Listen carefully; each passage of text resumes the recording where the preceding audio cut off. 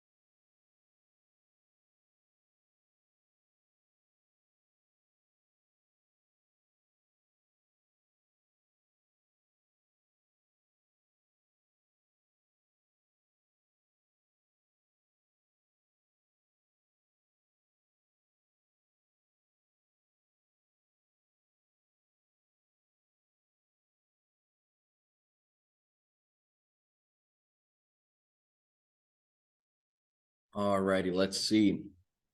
Yana, I had a call with Johnny Garcia about setting. I'd like to get into that, but I do have some reservations. Like, what does a setter do in a day? Is it like cold calling, which is a no way for me? And no, it's not cold calling. What do we learn? Will these skills be useful for me outside of setting it all? Will this help me as a freelance web designer in a way? Like to set some sales of some of these sites. It's a hefty price tag, so I'd like to know more. Please let me know. Thanks, Lana MPS. Enjoying source hacking. Thank you very much. Awesome. Well, let me copy and paste this because I just put together the other day like a better, maybe simpler explanation about setting. I'll copy paste it here.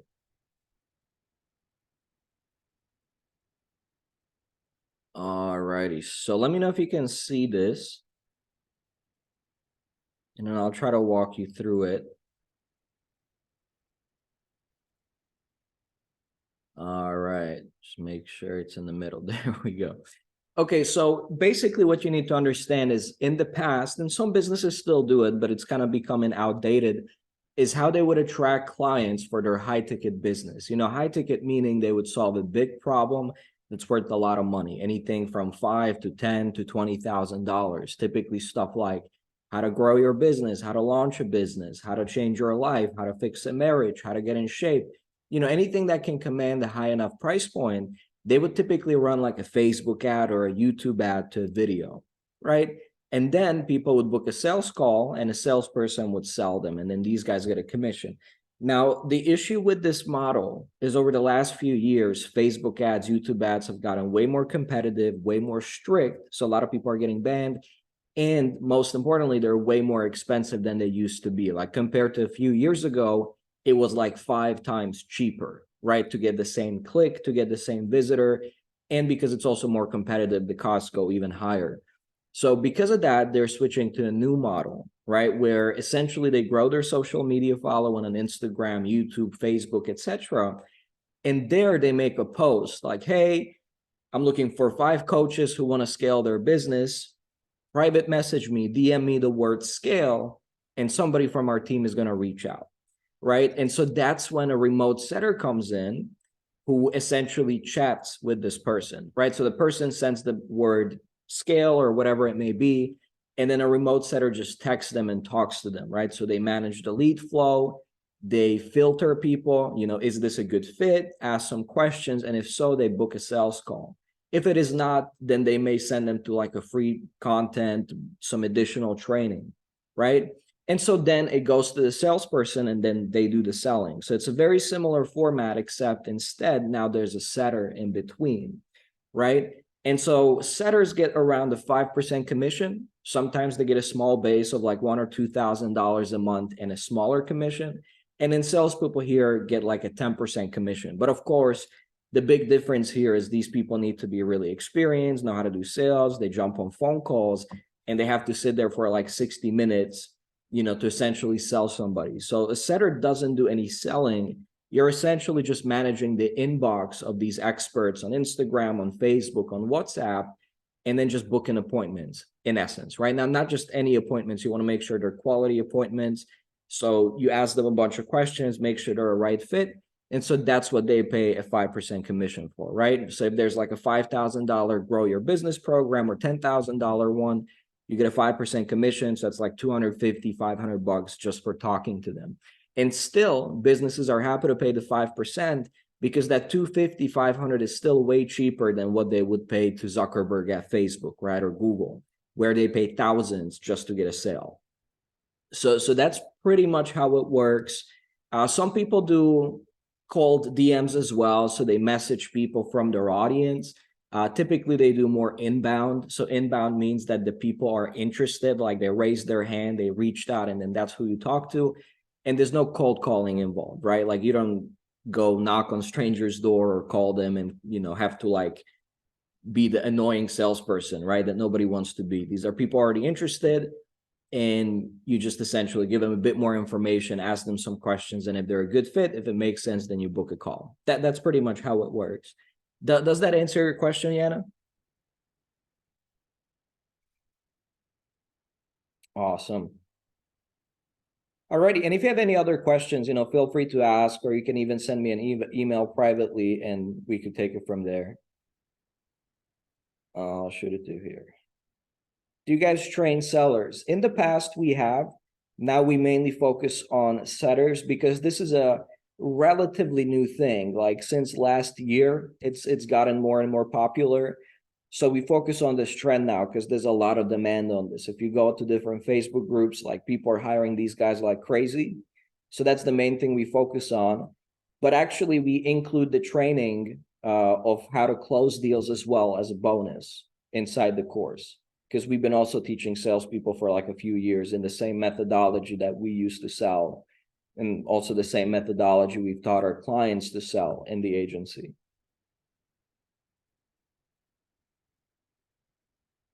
The way I say this is setting is a good place to start, right? You learn these skills. And then this can also apply to your own business if you ever choose to do it. Set the appointments, book the appointments. But we also give you the sales script and the sales training. If you ever want to upgrade and take on a bit more responsibility, do sales, you can do that too. Or if you want to do your own business, then you got both. How to generate the lead, put them on the calendar, and then also how to close them, which is salesperson lingo for how to close the deal, how to get the sale.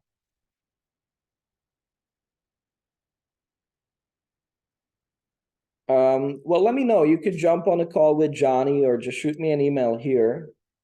I'll send you a private message. And then I could send you a link to do that.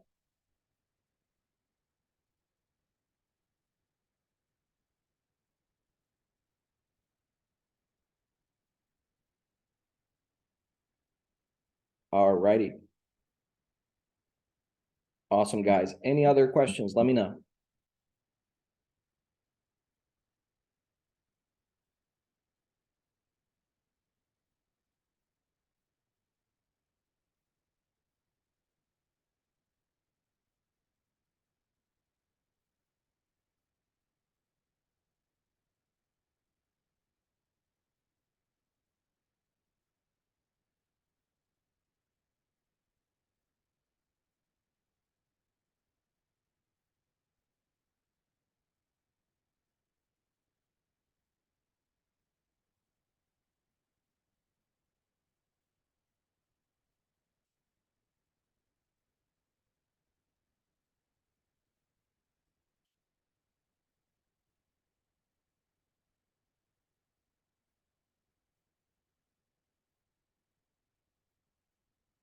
Let me see. When you reprogram your dreams, can you do a few at a time or work on one for a few days?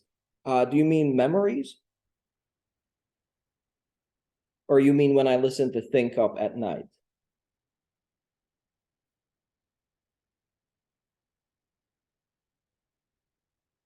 Oh, no problem. Yeah, so I like to focus on one topic, right? Like one specific problem at a time. Now, one specific issue may have multiple memories attached to it, different ages, different angles. So that's kind of how I like to do it. So yeah, there may be like two, three, four memories I work on, one at a time, of course, but I try to focus on that one subject over a few days or maybe a week till it's fully sorted. There's also some advanced techniques later down the course when you're, more proficient in this. You can flip multiple memories in the same technique, and then you go through them one by one just to make sure they're fully finished.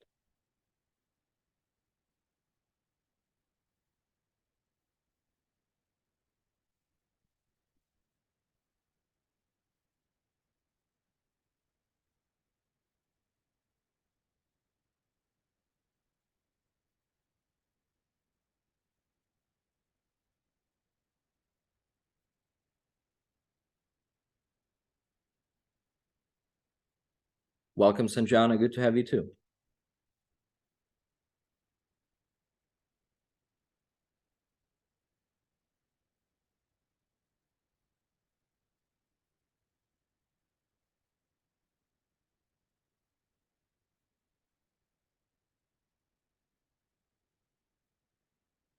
Awesome. This is working wonders on me, starting to change my life already. Very grateful for the course. That's awesome. Awesome.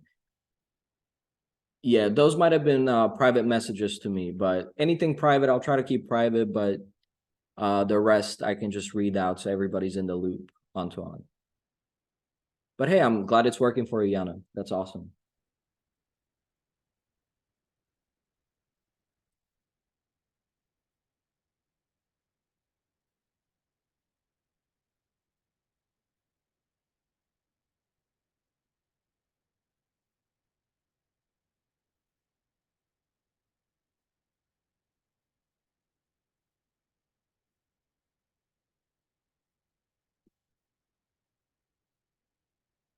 Awesome. No problem. Alrighty. What about you, Cornelia? Any question or Sanjana? Or Yana, if you have any more, fire away.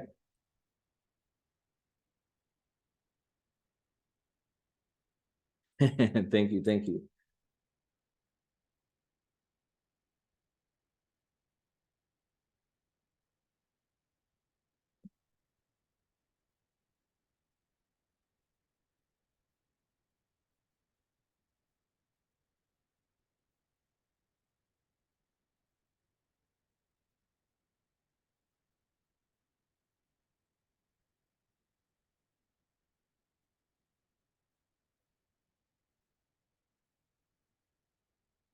Sanjana, hey, how are you doing? Great, thanks.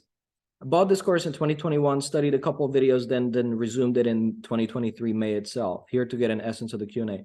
Awesome, good to have you back. Let me know if you still have the 1.0, because back in 2021 it was the 1.0. There's a way to upgrade to the 2.0 free of charge, so you can send us an email and then we can send you the instructions.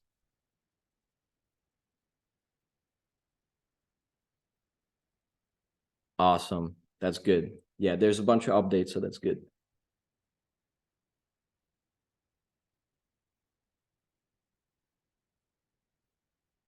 Hi there. For my part, I try to get in sheep again. Not sure if I understand or if you meant sleep.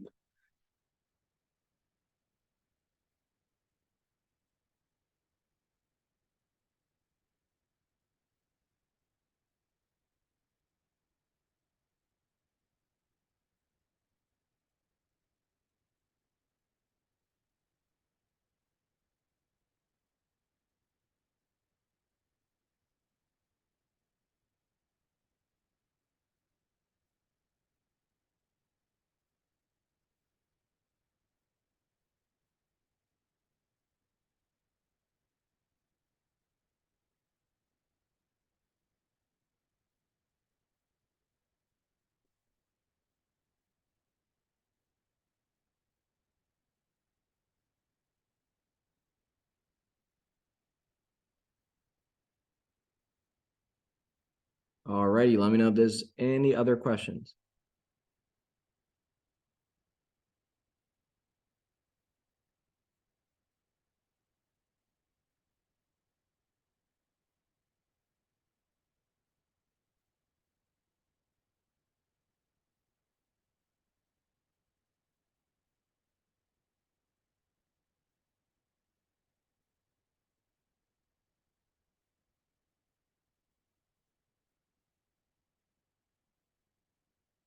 Let me know. Let me know. I'll be here on standby. Gonna get some more water.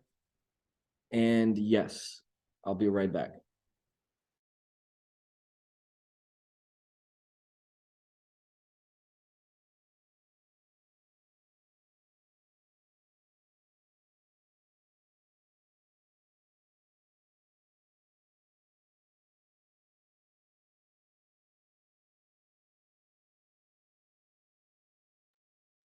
Okay. When you reprogram your memories, how long does it take for one to be done so that we don't have to repeat it any longer with the one that's like set? Right. So, I give the arbitrary number of 100 just to make sure people repeat it enough times. Really, how you know it's done is if you go back to it, the new memory kind of pops in your mind already with the new feeling. Right. There's another technique you can do as well in the advanced section called the memory walkthrough, where you essentially go back in the memory and then you try to like speak out loud to yourself, step by step, detail by detail, what's happening in the memory, right? I see my hand getting on the door handle. I open the door. I see my father. I see this look on his face. Like each and every little detail, I take a step. This is what I'm thinking. This is what I'm feeling. And if you go through it detail by detail and there's nothing bad in it anymore, there's no kinesthetic sensations that are unpleasant in your body, there's no negative thoughts. The grumpy or mad faces are now positive and smiling. Everything's changed. That's when you know it's fully done. And then you try to go back to it, to the old memory, and the new one automatically kind of pops in. That's when you know you're done. So for each person, it's different. Maybe 10 repetitions, maybe 20, maybe 100, but that's what I would recommend. Oh, shape. Got you, Cornelia.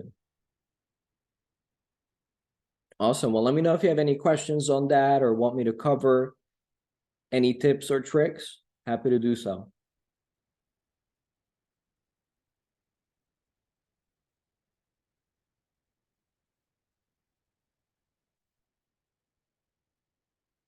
All right, we have Sonia here as well. Good to have you.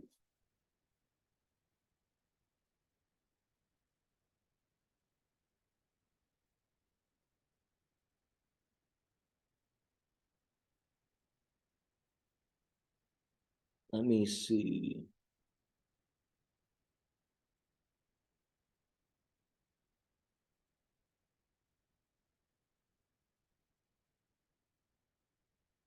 Just for fun, to combat the awkward silence, here's, for instance, what I do for weight loss or getting in shape, right? So I like to approach everything from internal, external, internal being the mindset psychology, and external, the habits, the strategies, right? So internally, I like to do think up affirmations like I'm getting in shape, or in current present tense, like I love the way, a body looks, or I'm X% body fat, stuff like that. And then I do memory flipping on anything that could prevent me from getting in shape as well, right? So that's what I do for internal. And in external, I like to look at the big three, right? Diet, sleep, exercise. That's always the big three. So what works well is cutting out sugar, because really sugar is what makes us fat, or at least lowering it. Sleep, a lot of people don't get good sleep. So you can get something called an Aura ring to measure it, or there's free apps as well. So this is $300 or $400, but you can get some apps that are free or a few dollars. And yeah, some people have like a mental aspect of sleep, like insomnia. So that's something memory flipping could potentially help with. And or physical stuff, like they eat too soon, too early before bed, or maybe they have mild sleep apnea, snoring, which is really lack of oxygen. Maybe they have some dental work done or didn't get a proper dental arch developed. I've had this issue, so I had to fix it and work on it to get better sleep. And then lastly, exercise. Movement is quite important. And then finally, underlying health issues, right? Like, for instance, thyroid hormones are a big component of weight loss, getting in shape, different hormones, estrogen, testosterone, and your glucose control and insulin control, very important. So if you get all of these boxes ticked and you look into all of these, then it's impossible not to get in shape, right? So this is, for instance, what I do if I want to ever improve my body composition. If it's helpful, you can just take a quick screenshot and then just, keep it somewhere.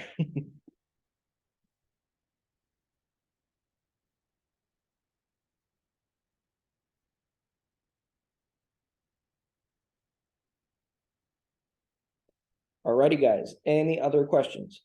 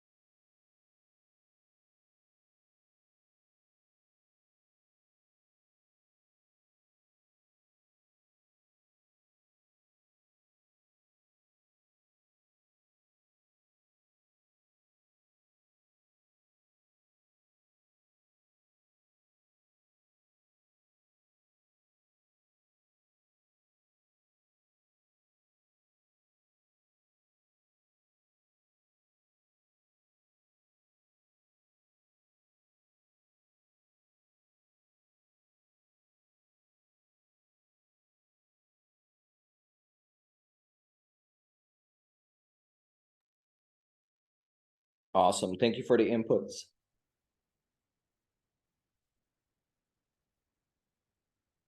Yep, it's true, Yana. One big trick to lose weight is you have to eat less. Tried and true. Yeah, I mean, it really does come down to the caloric deficit, right? Now, there's hormonal stuff as well and other things to it. Although a lot of people struggle with controlling themselves, right? Many people set the outcome to eat less. They stick with it for a week or two, but then they can't control themselves and they eat the chocolate cake, right? And that's typically an internal issue, right over here, because they have internal conflicts. So say you've been hurt in the past. I've had this, and I know many people had. So you get hurt in the past, like physically attacked, whatever it is. Unconsciously, you may start eating more, A, to numb the pain, and B, to be bigger, to kind of protect yourself and have more safety. So I would have an internal conflict, like I wanted to lose some weight, lean down, but then another part of me would want to try to keep me big. And it was this constant battle of like, try something new for a couple weeks, diet or supplements or some crazy gadget. And then after a couple weeks, I'd give up anyway and eat more and then get back to the same weight. Right. So there's definitely a few components to it. At a surface level, of course, if you consume less calories and you burn some more, you are going to lose weight. But yeah, a lot of people run into this issue. So that's something to look at. And or some people have some thyroid dysfunction, etc. So they consume less calories, but they just don't have a high enough basal metabolic rate to burn it. And then it typically just ends up like a yo-yo diet.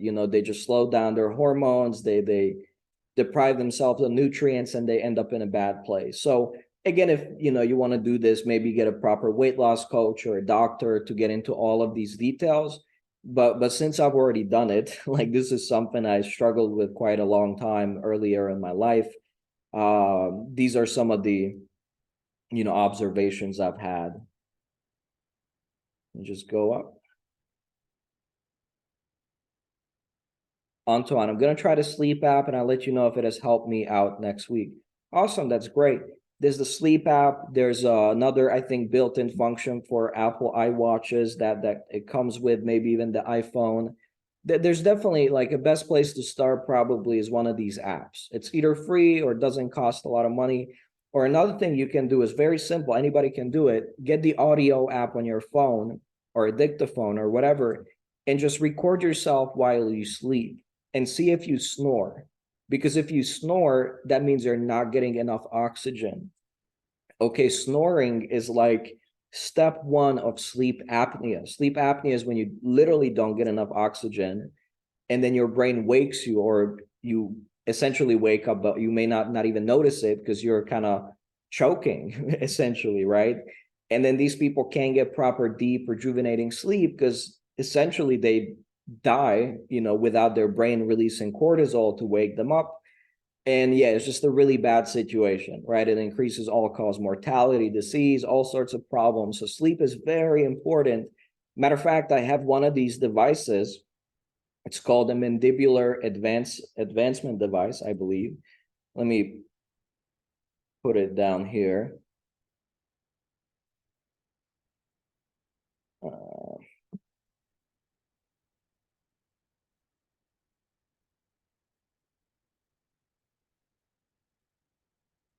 the one I have is called Silencer.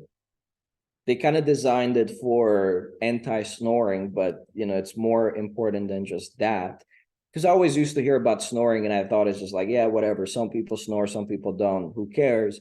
But it is actually very important. When people snore, their airway is constricted, right? They don't get oxygen. They can't rest and sleep properly. So this actually brings their lower jaw forward a little bit, so the airway opens up and you can get proper sleep. So I'm not saying everybody has to get this. I'm just saying, if you measure your sleep with either one of these apps, or if you want to be more accurate, get the Oura Ring, Oura, and or record yourself sleep. And if you hear snoring, then you want to look into it. And this is one of those like simple solutions. It's not too expensive, and it has helped me tremendously.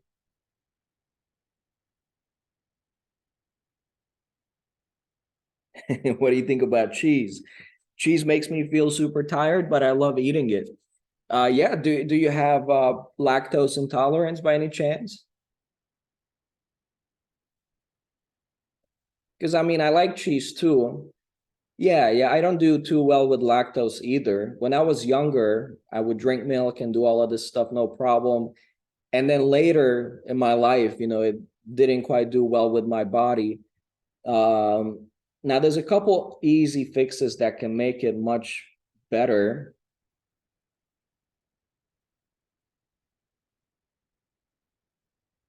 Let me maybe do this.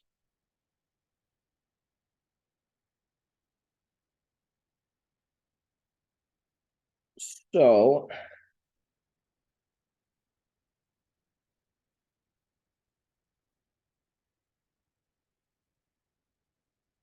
this is what I do. Uh, uh, uh, uh,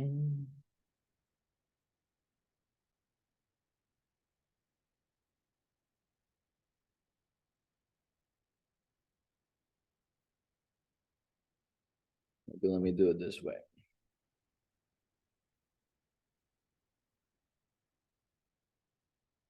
Oh gosh.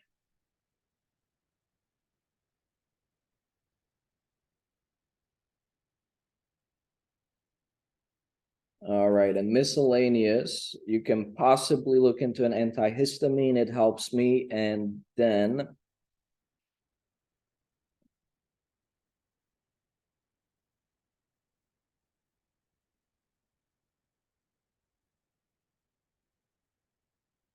so typically I try to avoid dairy because I know it doesn't do the best, with my body, but I still like my milk and cheese and all that good stuff, right? So if I take a DAO enzyme before, which breaks down histamine, and the lactase enzyme, which breaks down the milk sugar, lactose, then I get maybe 10% of the symptoms I would do normally, which is like a runny nose, is what I typically get.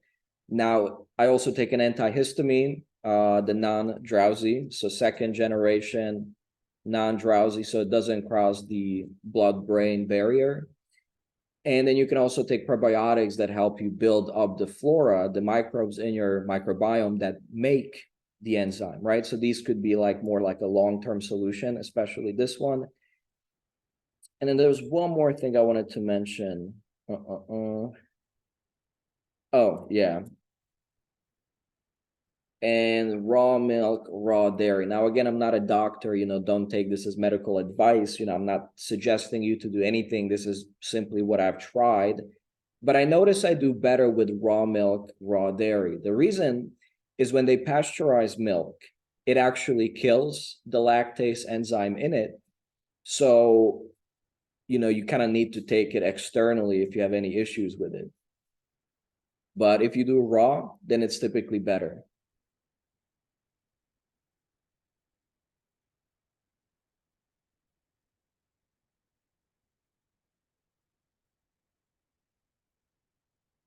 Yep. So hope it helps. Nice. Yeah, I looked a lot into this, so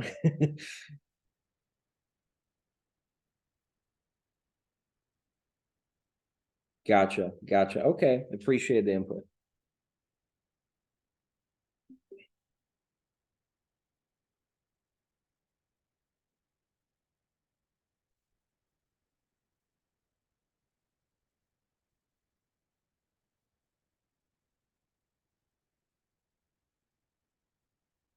Yeah, they may help you.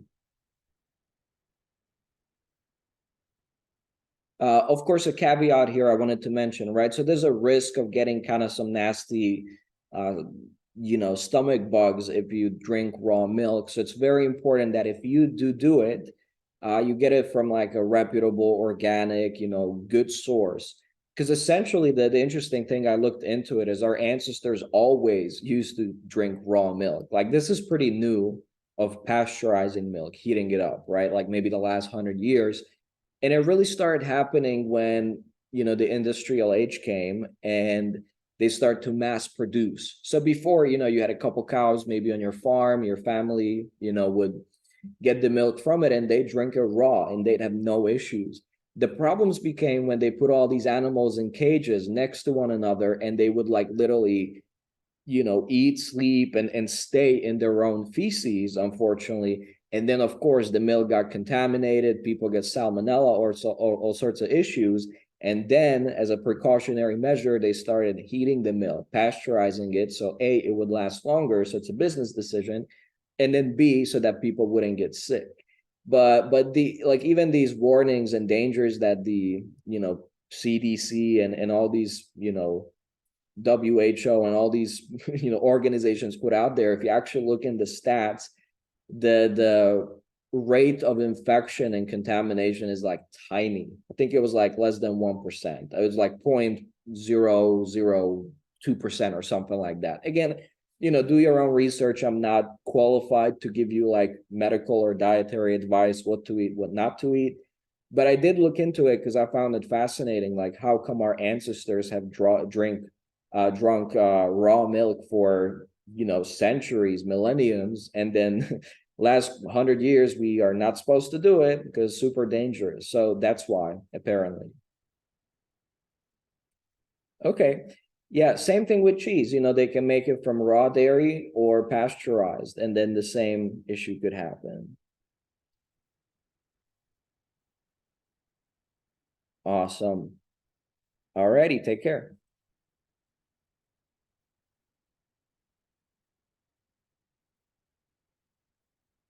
Yeah, I looked into it because I was so interested. Like, why, what's the big deal about this? And yeah, oftentimes there's, big corporate interests involved and longer shelf life, etc. And it has some benefits and all that, but it's definitely healthier to drink quality raw milk if you can get your hands on it because it's kind of scarce. It's hard to order, it's hard to get. But I can tell you one thing: if you've ever drunk like real raw milk, it tastes way better than what you find in the store that's pasteurized. Like way better.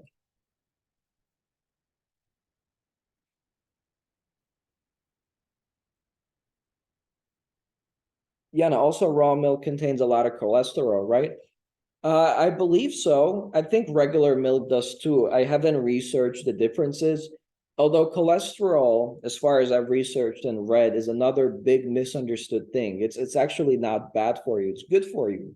Your hormones are made out of fat. They're made out of cholesterol. So we need high enough intake of that to actually produce our hormones and to be healthy.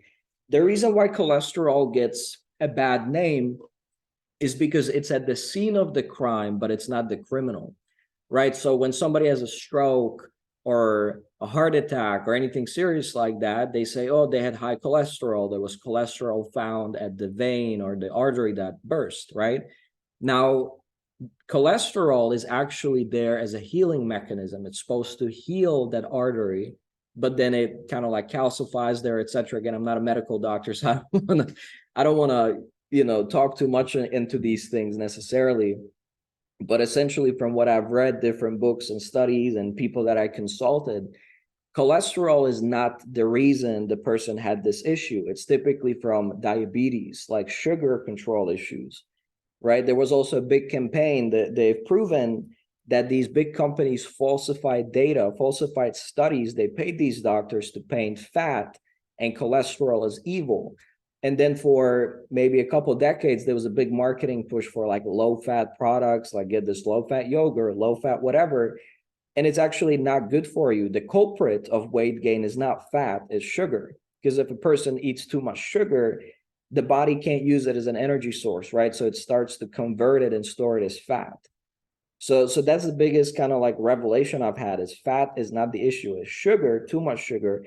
There's another good doctor on YouTube, Dr. Berg, and he says that we're supposed to have like a tablespoon of sugar in our blood each day. Right now, if you think about that, most of us are consuming 10, 20, 30, 40 tablespoons of sugar. Excuse me, teaspoon. He said teaspoon instead of one. So the sugar consumption has increased 100-fold compared to what it was like 100 years ago. And then all these diseases came by. There's a very, very good book. Let me put it here because I think this is a good recommendation for anybody.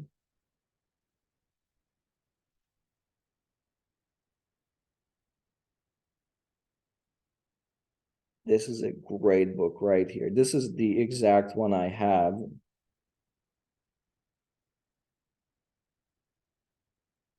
All right. So it's by Weston A. Price, Nutrition and Physical Degeneration. And essentially, is like a dentist slash doctor, and he traveled around the world. And it was fascinating to see that old modern society, Western society, right, had all these diseases, heart attacks, strokes, diabetes, Alzheimer's, you name it. And then he went to these primitive tribes who still ate the way we've eaten as humans for, millenniums. And he noticed that these people had no dental issues, right? They had properly developed dental arches. They didn't have malocclusions, like essentially improper bites. They didn't have teeth falling out or tooth decay. They didn't have these typical, 21st century diseases of diabetes and heart attacks and all these different issues.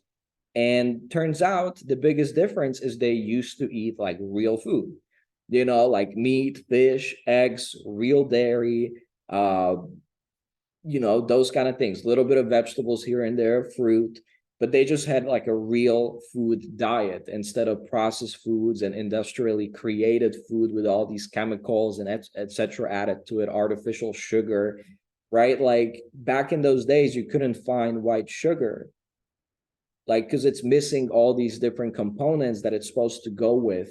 So it's more easily digested. So nevertheless, I don't want to go too much into it. I highly recommend this book to anybody. But so eating fat or eating these things is not an issue. What the issue is the modern diet, processed foods, prepackaged foods, added with all these chemicals and GMOs and modified stuff that the human body has simply not evolved to eat. So we can go for maybe a couple decades, eating these things, but then slowly the body starts to deteriorate because it's not what we're supposed to eat as humans. That's not what we evolved to eat. So very, very fascinating book. Highly recommended. Asana. Yes. So let me see. There's a screenshot of it.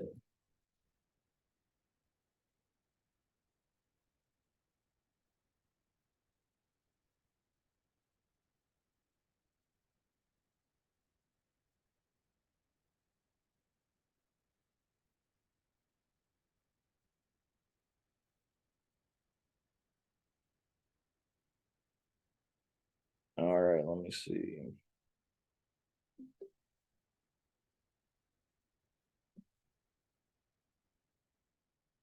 Is it gonna be tiny? All right, let me see if I can take a screenshot of mine to give you a specific example. All right.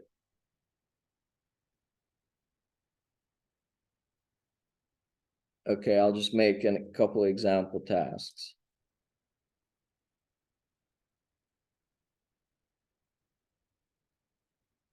Awesome, hope it helps. Yeah.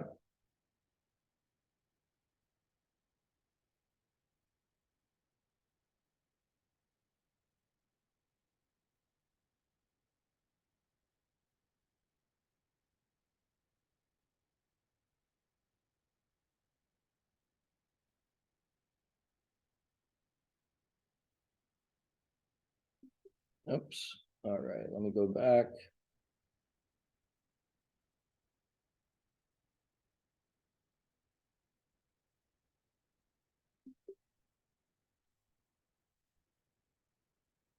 All right.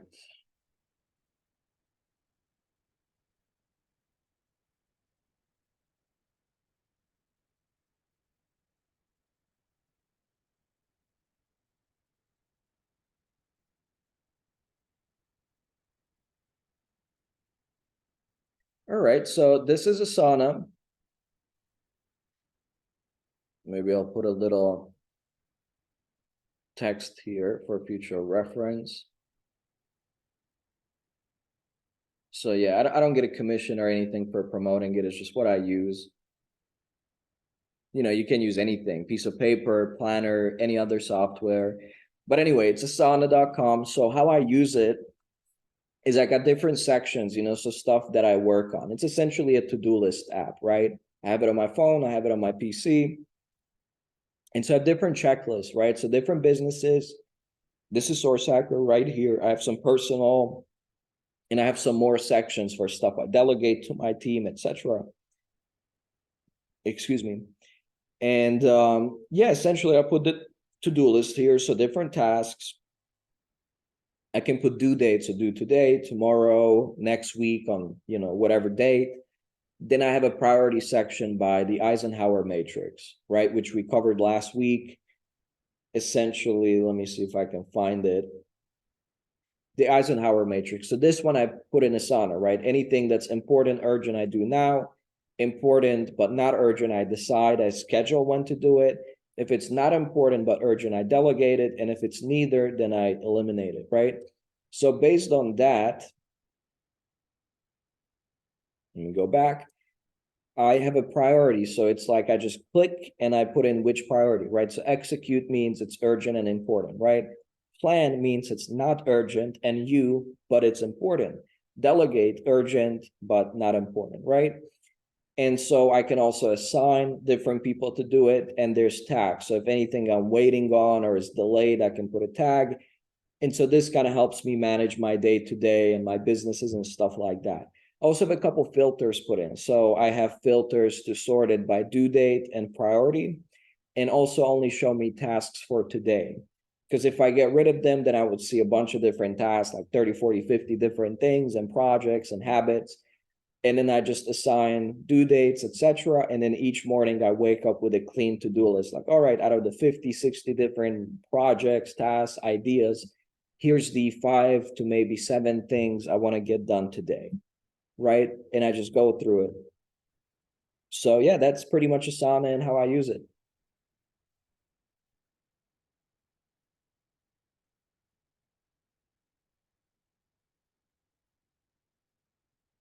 And then we have different projects like these for also my teammates, right? So they have their own set of tasks in different sections with different due dates, and I can oversee, what's happening with them, what are they working on, etc.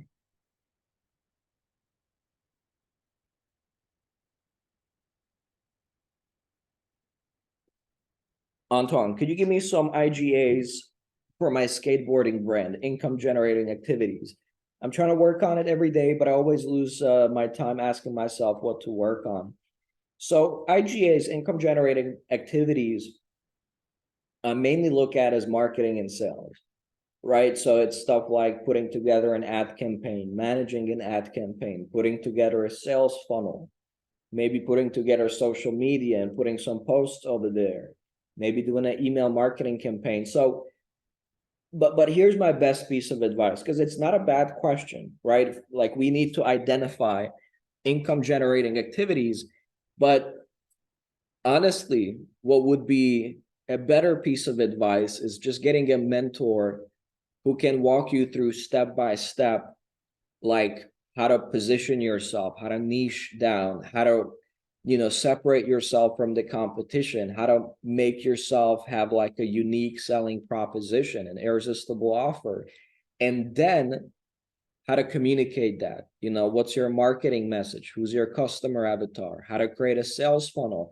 And then, different social media marketing strategies, ads, etc., etc. Maybe how to build a sales team, depending on what you sell, whether it's e-com or, more coaching consulting. I believe this is e-com. So you're going to need a bunch of different ads. But these ads that you're going to run, it is a Shopify store? Is it Amazon? Is it WooCommerce? How do you set it up? Do you have the proper plugin set up? So what I'm trying to say is, it's not a bad question. I think it is important to identify IGAs. But what I am trying to say is, even if you have all the IGAs available and you know exactly what to do, it doesn't really matter if you don't have like a proper business foundation set up, if that makes sense, right? Like, I could give you the metaphor, like, say you want to build a 50-story skyscraper. Well, then you better have strong foundations. Otherwise, you keep building and you do a bunch of IGAs, but then it's going to collapse. So same thing in business, you want to make sure that you set things up correctly, you differentiate yourself, you know exactly who you're targeting, because like that's really what matters. That's the 80%. And then sure, you put some ads on top of it, little social media marketing. That's not rocket science. But like, the fundamentals is what most people get wrong. They don't set it up, they don't have an irresistible offer, they don't have a unique selling proposition, and then they put ads on it, they do all these different things, and nothing works because the foundation is just not there. So that's my best piece of advice. Get a mentor who's built e-com sites. It doesn't have to be me. Sure, we've helped a bunch of our, e-com clients, because we've had a bunch of Shopify stores, probably at least 100 of them, grow their biz. So we know a thing or two. But again, you don't have to hire me. Just hire someone, because it may cost you a little bit of money up front, but man, you're going to save so much money in the long run than if you just go out there, put some ads. And I've talked to so many people who start like ads $50-$100 a day, and then a month or two later they're like, damn, I'm $5,000 $6,000 in the red. I'm like, yeah, like, I would not have recommended to spend this money without A, B, C, D in place first, if that makes sense. Awesome.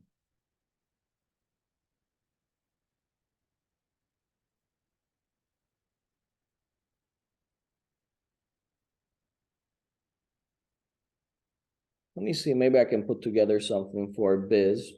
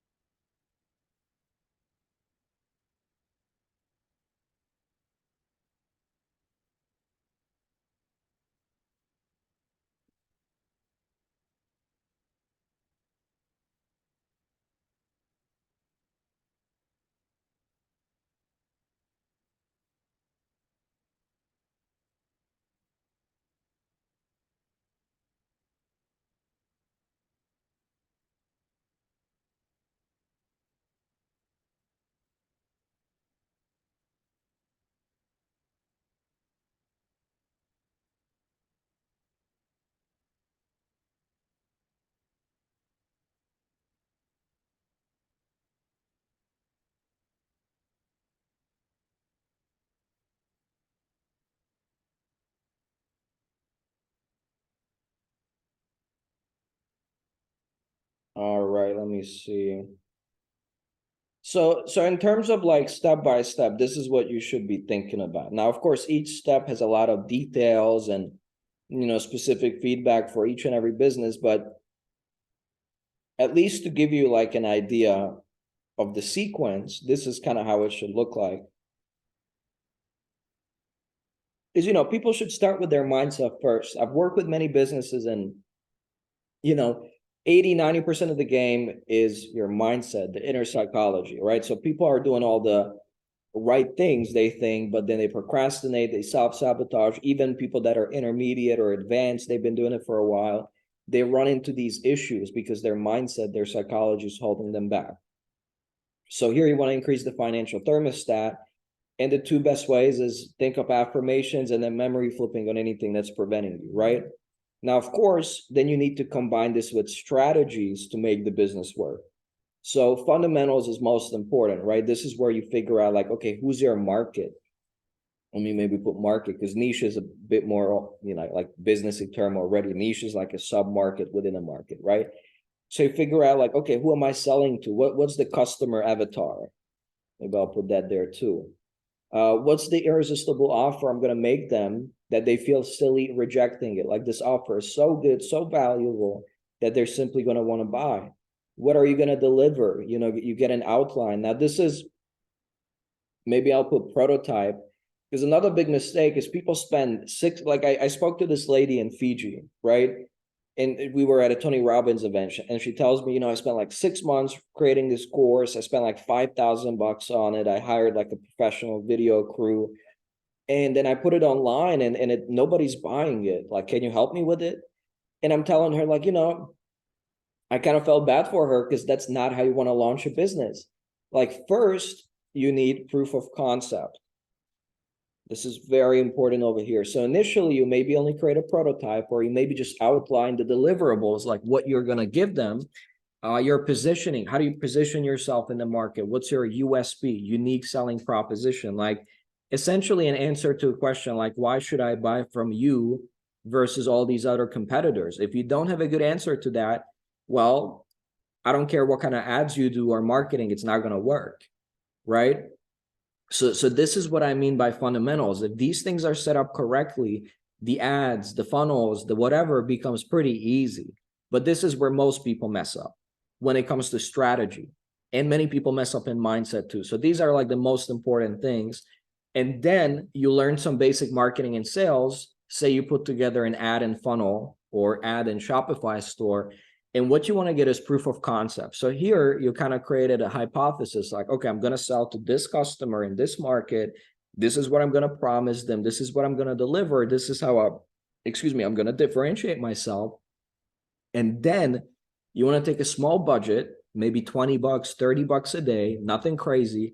And you just want to test it for like 3, 4, 5 days, maybe 7 days, and see what happens. Now, because I've done this thousands of times, I can look at the data and tell you immediately, is this promising? Is it going to potentially work or not? Try again, right? So this is step one. Like, you need to put something together, spend like maybe $100 on it, and see if you can generate sales. Because if you do this and you already see like, okay, the math is not in your favor, it's not going to work. Like, say you sell a $20 product, but already as out of the gate, like it costs you $100 to get a sale. Well, it doesn't really make sense to pursue it, because you're going to be losing money. So this is where you're trying to get proof of concept, which means that people are buying your stuff at a profit. People actually want to buy it. You can deliver it. Great. Now, when you have proof of concept, then you can refine the product, make it better, do all these improvements. But like, if you can't generate customers, but say you have the knowledge or a product that can really impact people, well, it doesn't matter, because nobody's going to hear about it, right? This is a fallacy that once, I think maybe Steve Jobs said or whatever, like, build it and they'll come. No, they're not going to come unless you market it and put it out there, right? People are not just going to hear about your life-changing thing or service unless you put it out there. So you need to make sure it's profitable, and then you can refine it, make it better, et cetera, get customer feedback. Like, that's what we've done with Source Hacker too. We talked to, hundreds of you. There's a bunch of type form feedback and different quizzes and everything. And then I got all this feedback from people like, hey, this needs better explanation, et cetera, et cetera. So then I re-recorded the entire course and created 2.0 based on that feedback, right? The feedback is critical because you don't just want to create what you think people want. You need to ask them and they'll tell you, right? Because you're not your market, they're your market. They're giving you the money, so you want to create what's important to them. And of course, it's a never-ending process. We could still make it better, and we're still, getting feedback and asking for feedback. And then, once you got a really good product, you start growing your team, maybe you hire a virtual assistant, a sales rep. There's also a sequence of like who you hire in what order and how you pay them in different structures. And you build systems, right? Because this is another common mistake. Many people get into business to get more freedom, and they just get trapped in a 24/7 job, worse than a 9 to 5, because they can't hire people. They have fears around it. They don't know how to build systems that are effective and measurable. So that's another thing people need to do to create an automated business, right? And then lastly, you scale and you grow bigger. And then, there's all sorts of other stuff too, legal, accounting, corporate stuff when you get bigger, blah, blah, blah. But so this is the sequence I would look at if you want to do like a business. So make sure you start working on your mindset right away, because it kind of bites people on the ass if they have mindset issues and procrastination, etc. So start with that, get the fundamentals right, get proof of concept. Those are like the most important things, and then you can, focus on the rest. Does that make sense? Is that helpful at all?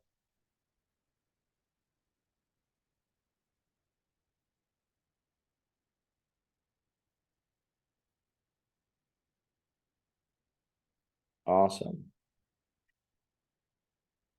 IGA, income generating activity.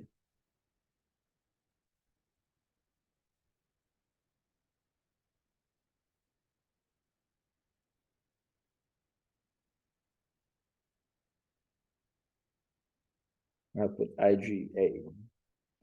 I typically put it as IGAs, and then there's income generating activities. Awesome.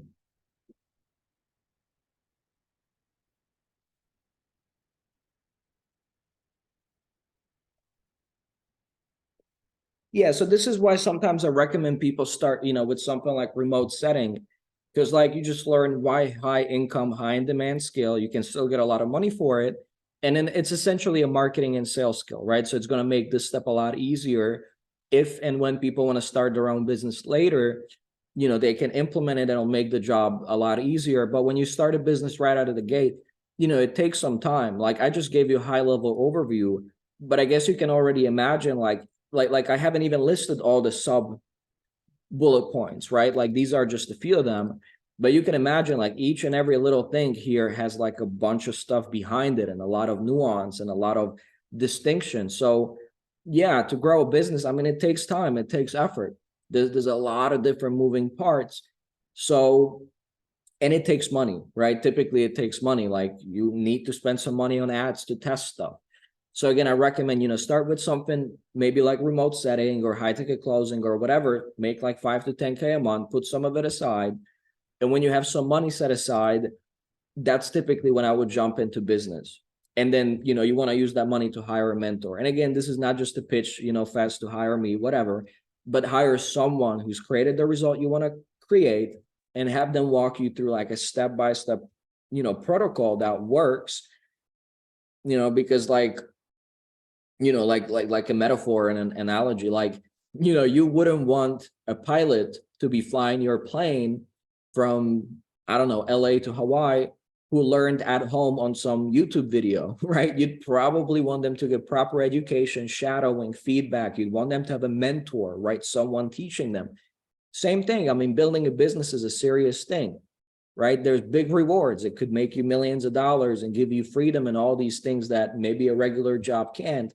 So, why is it any different? Like business also requires proper education and help.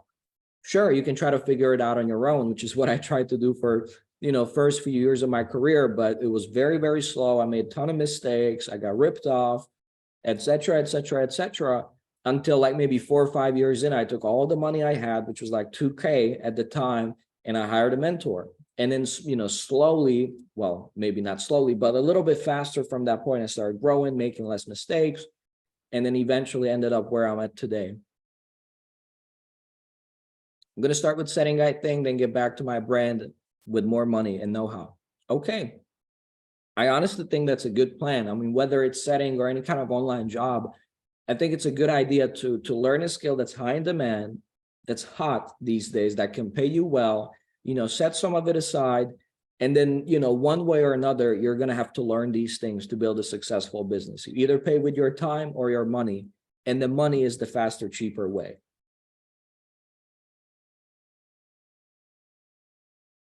I hear you. Start my brand in 2020, not making profits, stagnating right now. Your tips giving me hope. It can work, right? Like I've seen many e-com stores work, but they need to have these things in order to make it work.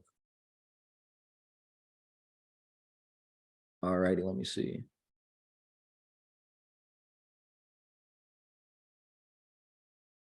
All righty, Brenda, good to have you. I'm so happy to be here. I have a question for my mom. Since the beginning of the year, I've been having very painful period of bad health.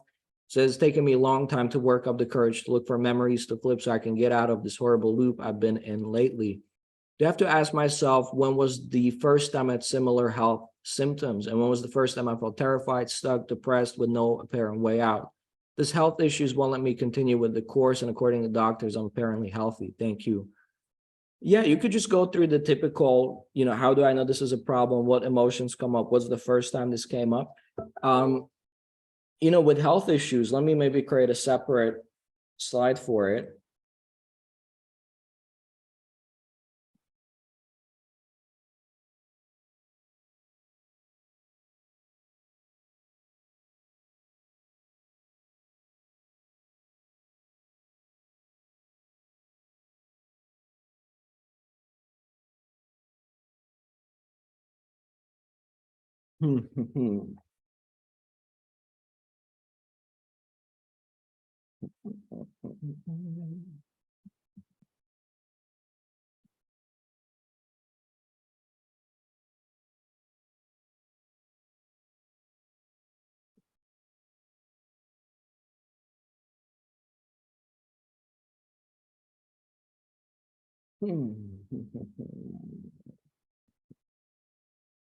Okay. Symptoms.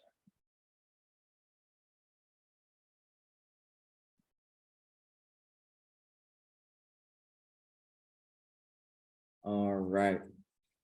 So you can certainly do the standard protocol, but if you want to go deeper, here's what I would do. So again, any problem I look at, I believe just like a coin has two sides, it has two parts to it: internal, which is mindset psychology, and external, like things happening in the real world, things you're doing, not doing, etc. Right? So internally, many diseases have a psychosomatic origin, meaning they originate from the mind. Oftentimes, when there's weight gain or insomnia or any kind of health issues, there's often a stress triggered event. A person goes through trauma, and then ever since then, they have these symptoms. Now, if you want to look into this deeper, there's a great book by Louise Hay, You Can Heal Yourself, and she lists all sorts of problems and symptoms, and she links it to different kind of emotions, right, that are connected. So based on those emotions, you could look at it and then try to reverse engineer it, like work backwards, like where is this coming from? What emotion does this have to do, like say resentment or remorse? And you could ask yourself, what memory can I tie this back to earlier in my life? And so that could give you clues on what to work on internally. Now, this is kind of interesting. German New Medicine, short for GNM, it's by this guy. I think his son had cancer, and so he looked into this, and it's fascinating. I looked into it too, and I even did like their CB brain scan, because it's a bit more scientific. So he realized that, yes, indeed, these traumas affect us. They go into different categories, and different types of traumas correlate with different types of disease, right? And he even went as far as doing brain scans of people with I think it was a CT scan. I had one done too. And some of these German New Medicine doctors can look at your CT scan and look at these different, like almost circular shapes in different parts of your brain that control different organs.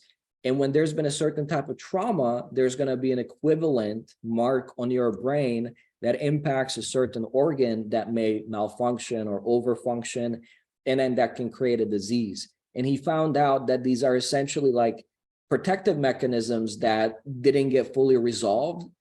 And say like a person's overly stressed and they can't sleep. Well, that's because of some trauma that happened. And ever since then, the person wasn't able to calm down, heal the trauma. And ever since then, their body was kind of stuck in this overdrive, right? And they may get eventually adrenal fatigue, which is the fatigue of your adrenals that release the stress hormone, cortisol, etc.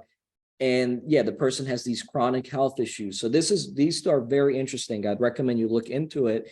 And these could give you clues on what to work on in terms of memories, right? Now, externally, and again, let me put this disclaimer out there for the third time. I'm not a doctor, it's not medical advice. I'm just kind of sharing what I've looked into, what has worked for me. But, some of this is psychosomatic. Some of this can totally stem from, psychological stuff. Some of it can also stem from simply our messed up diets in the Western world. Unfortunately, there's a lot of, apps and different things out there that cause us to get addicted to different stuff. Even our foods, McDonald's or processed foods, extra sugar, all the chemicals and colorings they put in it, glyphosate, GMO. Like there's a lot of stuff that we should not be eating that is causing health issues, right? So Brenda, I would highly, highly recommend maybe take a screenshot of this book, Nutrition and Physical Degeneration by Weston A. Price. A very, very good book on health and what we should eat and how we should live. I highly, highly recommend it. So maybe give this one a read. I'll leave this here just for a few seconds so you can take a note or take a screenshot. And then let me go back.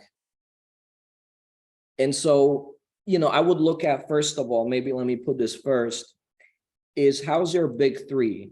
Diet, sleep, exercise, or for your mom. Right? If there's a bunch of stuff she's eating that she's not supposed to eat, that's not compatible with our bodies, could be a part of the issue, right? Or not getting good sleep because of a airway issue or dental issue or, psychological like issue causing insomnia. That's a big issue because a person can't fully heal and recover, which mostly happens during sleep. Is there enough exercise and movement?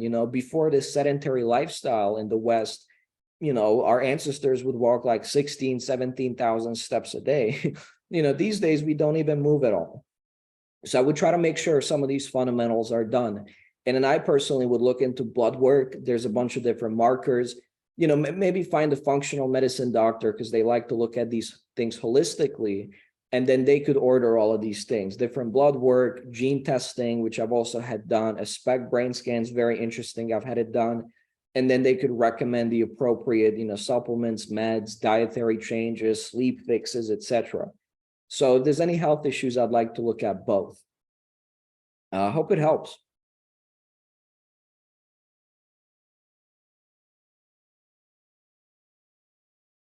Awesome. Glad it helps. Yana, do you have any tips on how to overcome procrastination? Yep. Let me see. Because I already created one of these slides on procrastination. Let me see if I can find it.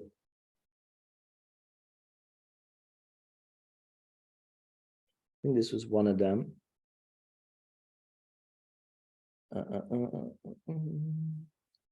But it's not the one I'm looking for.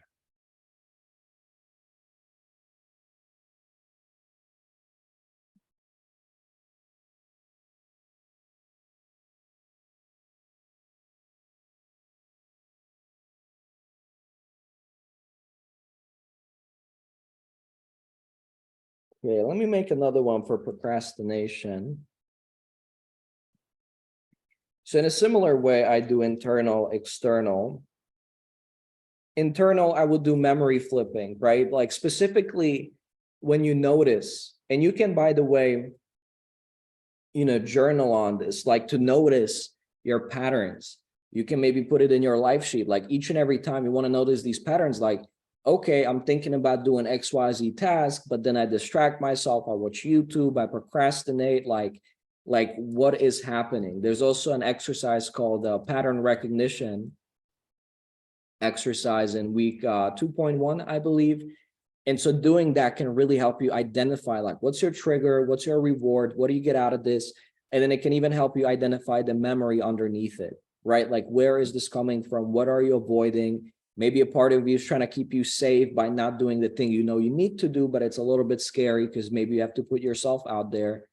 So first we want to identify like what's going on, where is it coming from? And then you could deal with those memories.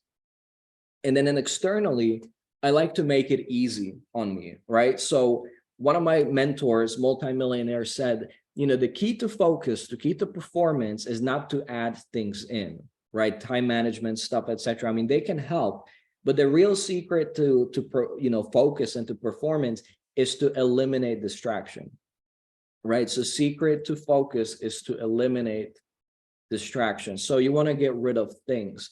So a couple apps I use. So Cold Turkey is a Mac app. It is paid. And then there's a bunch of free Chrome extensions I have on my browser, such as Sane Social Media, I think Intention, and there's some blocking apps too that you can get. Let me just pull up my Chrome, see what else I got. Yeah, those two are really good. Some website blocker if you don't want to get cold turkey, or say you're not a Mac. So for instance, Sane Social Media, it gets rid of the news feed on Facebook, on Instagram, so I can still use it for business and communicate with prospects or business partners, but I don't scroll on it endlessly and just looking at random people's days, because it sucks you in, it gets you addicted. It was designed to be addictive. And then you look up and wow, 20 minutes went past, right? Intention lets you set how much time you want to spend on certain websites. And if you spend more than that, it gives you a little banner like, hey, are you sure you still should be spending time here? And then you can either extend it or just move on. With Cold Turkey, I like to block distractions during my work hours. So say if I work between 10 to 5 p.m., then I just put like, all right, block all social media, block YouTube, block, meme sites, whatever. And then I literally cannot visit them. It just blocks it out. And so I have to get my source of dopamine from somewhere else, which ideally is work, right? So dopamine reset video is what I would do. And then you can potentially try something like the Pomodoro technique, right? So you work for 45 minutes and then 15 minutes break. I mean, this is what they did with us at school as well. We'd study for like 45 minutes and then we take a 5, 10, 15-minute break. And I think it works, right? A brain cannot be focused for, 5 hours straight. Well, we need to take some breaks. We need to get up and walk around. So these are some external tools that you could look into it. But most of the win is probably going to come from here, because if a person's constantly, procrastinating, distracting themselves, there's a level of escapism.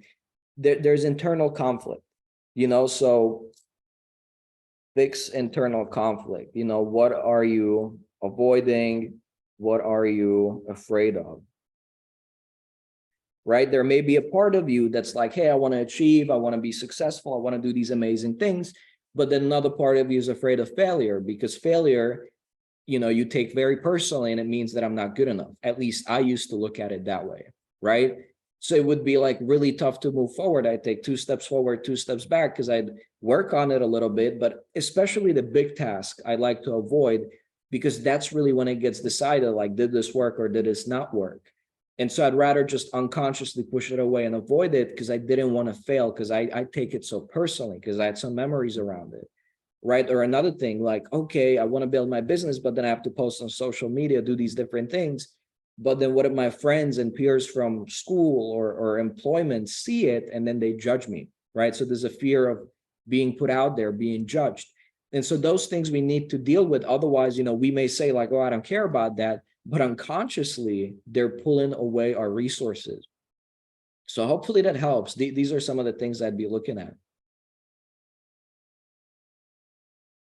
I definitely felt stressed from unresolved traumas this winter too, and I got hurt 2 times. I saw that as a sign. I still feel stress in me, honestly. I get that. I definitely recommend pattern recognition, figure out where it's coming from, and then memory flipping can definitely help with that. You can make a book out of these slides. I buy this book. Thank you. Thank you. Maybe one day. Sane Social Media exists on iPhone. I only have it on my computer. That would be amazing if it exists for Instagram on my phone. iPhone, you got screen time, right? So it's already built in. So you can set limits like, hey, I only want to spend 30 minutes a day max on social media. And if you spend more than that, it blocks it. Right. So those are some things.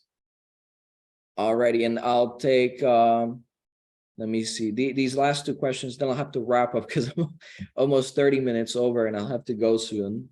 But let me just finish these up. How to identify memories that cause procrastination.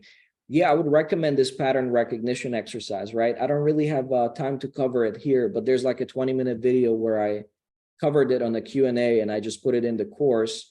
So this is one of them that's helpful. This is also in week 2.1. And then the other one, pattern recognition, right? So this is where you get clear on the entire sequence. Like there's a trigger, a stimuli, right? Then what emotion comes up? Then what do you do about it? What's the reward? What's the second order consequence? What's the belief about it? What memories are underneath it, right? Fear of failure because failure meant that I'm not good enough, stupid, right? So this is an example of how something simple like a business prospect rejects your offer or ignores you can deep down mean, that you're a failure or something terrible, like it used to mean for me. And then because of that, we do escapism, drugs, drink, watch endless TV or YouTube. We kind of try to numb ourselves because we don't want to deal with the emotion. So this can help us really understand where it's coming from, what's the memories underneath it, and then help you with that. And this is good for procrastination. It's good for anything. Hey, Rhea, good to have you here. Currently living in a quite toxic family environment, can't move away at the moment. Trying to make progress with the program and my health, but end up being very anxious and depressed and end up just doing urgent but unimportant stuff because of traumas caused by intense arguments almost every day.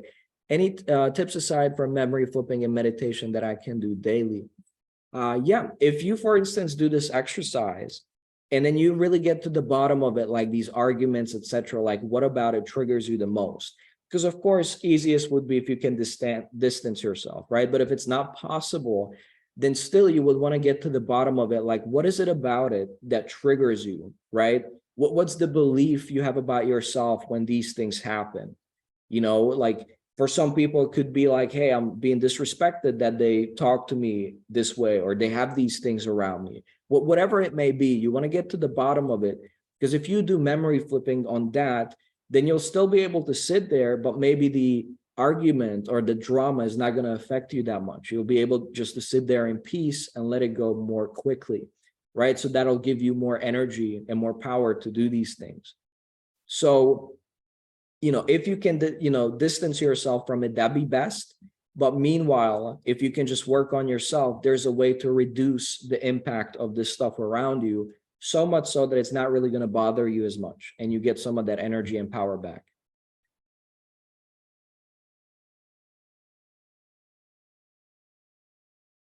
And the interesting thing, dealing with people, dealing with family is like a dance, right? There's always two partners, right? So when you change yourself and you're no longer triggered by what they say or arguments, and you start responding to them differently, right? And instead of feeding into it, maybe you reply with, love or indifference. Well, then they have to shift because you just shifted your dance move. And then it may not happen overnight, but soon enough, they also start responding to differently because they can no longer get the same outcome. Awesome. Awesome. Hope it helps. All righty. Thank you, guys. Great questions. I'd love to have you next week again. If there's any questions, just post it in the Facebook group, tag me. I can help you there as well. And then, yeah, hope you guys have a great rest of your day, evening, morning, wherever you may be, and speak soon.